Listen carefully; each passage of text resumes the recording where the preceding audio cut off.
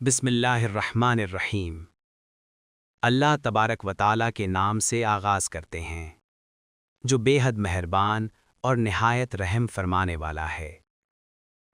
کیا آپ نے کبھی سوچا ہے کہ اس زمین پر ایسا کون سا فتنہ آئے گا جس کے سامنے ایٹمی طاقتیں، سپر پاورز اور جدید اسلحہ سب بے بس ہو جائیں گے؟ وہ کون سی مخلوق ہے جس سے ہر نبی نے اپنی امت کو ڈرایا؟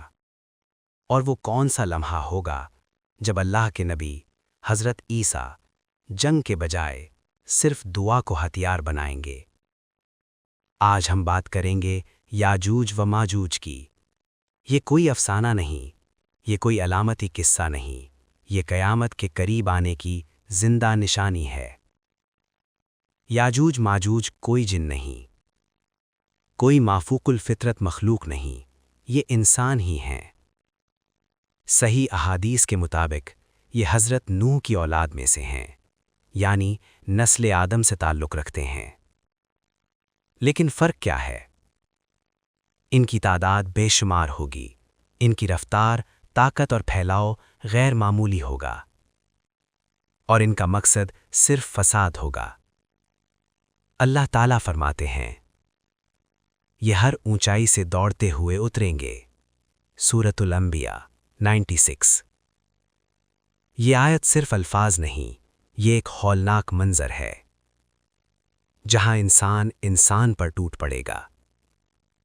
ایک زمانہ تھا جب یاجوج ماجوج بستیوں پر ٹوٹ پڑتے تھے، قتل، لوٹ مار، فصلوں کی تباہی، عورتوں اور بچوں کی چیخیں۔ لوگ بے بس ہو گئے اور چیخ کر پکارا، کیا کوئی ہمیں ان کے شر سے بچانے والا نہیں؟ یہ وہ لمحہ تھا جب زمین نے آسمان کی طرف فریاد کی۔ اللہ نے اس وقت ایک عظیم بندے کو بھیجا جس کا نام قرآن نے لیا۔ حضرت ذوالقرنین، عادل حکمران، مضبوط ایمان، طاقت کے باوجود عاجزی۔ انہوں نے فرمایا، جو اللہ نے مجھے دیا ہے وہ کافی ہے، تم صرف میرا ساتھ دو۔ سورۃ الکہف 95۔ یہ قیادت کا وہ معیار ہے جو آج دنیا میں ناپید ہے۔ ذوالقرنین نے حکم دیا، لوہے کی بھاری سلیں لاؤ۔ آگ جلائی گئی، پگھلا ہوا تانبا ڈالا گیا۔ دو پہاڑوں کے درمیان ایک ایسی دیوار کھڑی ہوئی جسے قرآن کہتا ہے، وہ نہ اس پر چڑھ سکے نہ اس میں نقب لگا سکے۔ سورۃ الکہف 97۔ یہ دیوار انسانی طاقت نہیں بلکہ اللہ کی مدد کا مظہر تھی۔ احادیث کے مطابق یاجوج ماجوج ہر روز دیوار کھودتے ہیں، شام کو کہتے ہیں کل مکمل کریں گے، مگر اللہ دیوار کو پھر مضبوط کر دیتا ہے۔ یہ عمل صدیوں سے جاری ہے اور ہمیں سکھاتا ہے، جب تک اللہ نہ چاہے کوئی منصوبہ کامیاب نہیں ہو سکتا۔ یہ وہ مرحلہ ہے جہاں دل لرز جاتا ہے۔ یاجوج ماجوج کا خروج قیامت کی بڑی نشانی ہے۔ ترتیب کچھ یوں ہوگی: دجال کا ظہور، حضرت عیسیٰ کا نزول، دجال کا قتل، فوراً بعد یاجوج ماجوج کا نکلنا۔ ایک دن وہ کہیں گے، کل ہم انشاءاللہ کھو دیں گے، اور بس اللہ اجازت دے دے گا۔ دیوار ٹوٹے گی اور وہ ایسے نکلیں گے جیسے بند ٹوٹ جائے۔